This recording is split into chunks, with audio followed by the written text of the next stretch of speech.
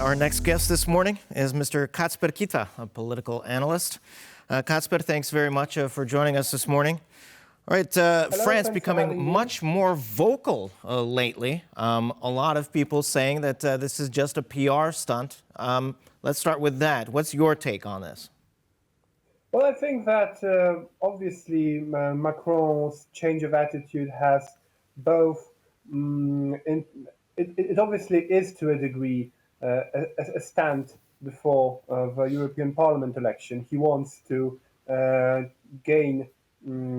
He wants to gain popularity by presenting himself as the homme d'etat who acts on the international stage and prevents Russia, and he wants to be in stark contrast with the opposition, both from the right and from the left, which is less pro-Ukrainian. But at the same time, I think that this reflects some profound changes in the attitude of the French elite towards Russia, because for decades this basic attitude has been the so-called extended hand to Russia, and basically this hand has been repeatedly rejected by the Russians. And also at the same time, I think that the French see that America's involvement in Europe is not as certain as it used to be, and they want to fill in the gap, and they want to be seen as a complementary guarantor of stability, of peace, of military strength in Europe, with America's involvement in Europe possibly declining, or at least it being perceived to decline by European countries which see Russia as a threat.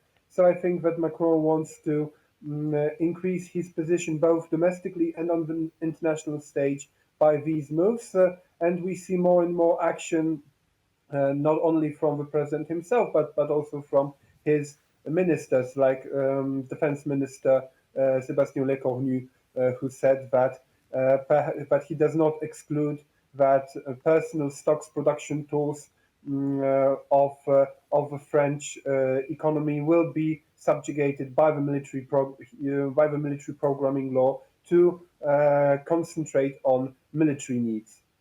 Now, it's a very interesting new development, especially now with the recent statement of French Defense Minister. Now, historically speaking, France has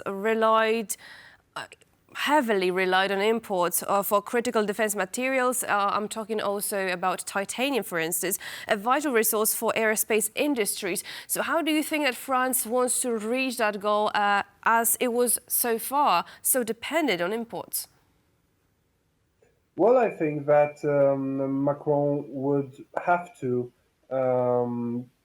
still have these imports from all around the world. I think that Macron wants to build France's position as a country that is playing in between America and China, that is independent from both the superpowers, and therefore he wants to develop ties with all countries that do not want to engage in the so-called New Cold War, as he would call it. This is also why he's now visiting Brazil, why he has developed ties with India. So I think that he would want to present himself to all the countries around the world that do not want to get too involved in the American-Chinese rivalry as a possible partner, and then therefore also have the possibility of importing all the materials that he needs. All right, and recently Defense Minister Sébastien Lecornu, he considered actually requisitioning certain munitions and sending them to Ukraine. Now, what does that look like? Is there a law in place that allows that? And why can they not, right now at least, send more munitions to Ukraine? Yes, there is the military programming law, which was adopted a few months ago, which was adopted by a very large majority in the parliament, with the support of a large part of the opposition, also from the right wing to center right and parts of the left. So I think that this is technically possible, though we will see whether this will actually happen, because obviously both Macron and his ministers have often been tougher in talking than in action. And Le Cornu also, he said that he does not exclude it, but he did not say that he will certainly do so. He said that it is not the priority to, as I speak to you, but I am telling you that it exists, because it also creates readability for everyone. There will be no surprises.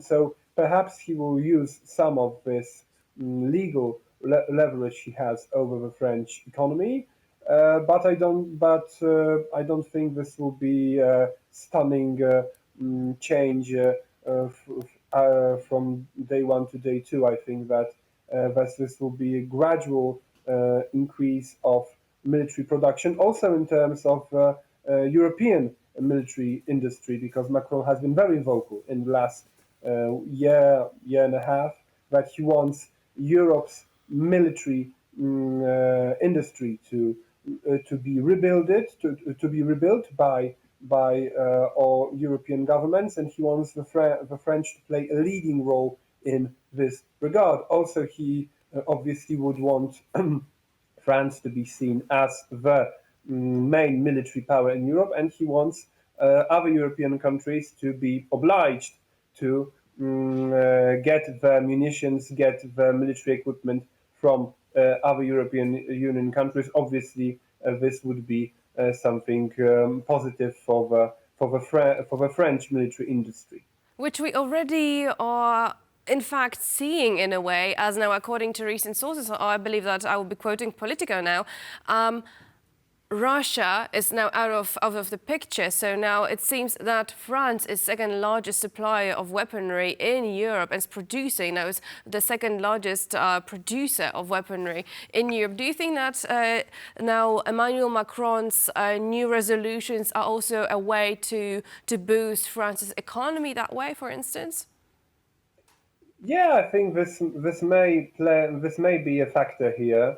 Obviously, Macron, who has 3 years left in office, which is not very much, but also not that little. He wants to leave afterwards a certain heritage, and I think that the economy is basically his playing ground, and in which he has specialized in all his career. But at the same time, it is foreign policy which is the area that is most positively seen by the French, because Macron's actions on economy for the time being are perceived positively only by 30% of the French population, while his actions on the international stages are seen positively by 42%. So I think that yes, this is also another way of making the French economy develop more. But I also think that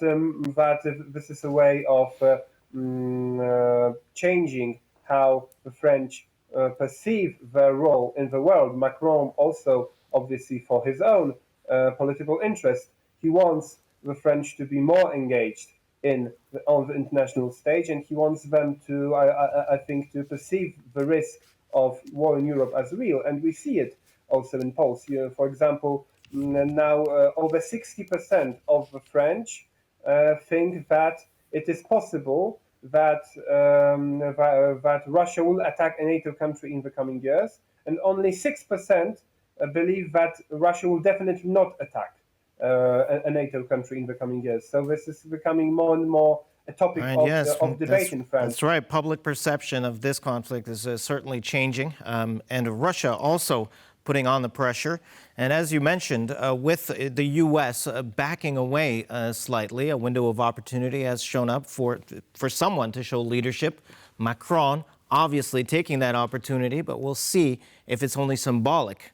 That still remains to be seen. But Mr. Kita, thanks very much for joining us this morning. Thank you. Have a nice day.